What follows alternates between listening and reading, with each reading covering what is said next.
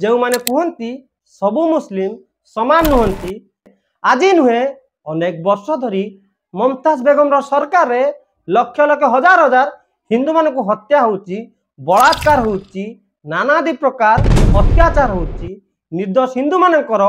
पलायन होची अल्प दिन तले मुर्शिदाबाद रे केमिति हिंदू मानक अत्याचार हैला हत्या हैला बलात्कार हैला मजबूर करागला घर द्वार छाड़ी पलायन करिया पई किंतु ए माधवचोद मुहरु चूंटीए बाहरलानी यूसुफ पठाण को मानिबा पई पड़िबो जिहादी रोहिंग्या बांग्लादेशी को पई सेमानक मजहबी प्रेम पई देखंतु केमिति ये चिट्ठी लेखुच एई तो हम हिंदू मानकर नेता आ जिहादी मानक नेता भितरे फरक यूसुफ पठाण मजहब पई विदेशी विधर्मी को पई रोहिंग्या बांग्लादेशी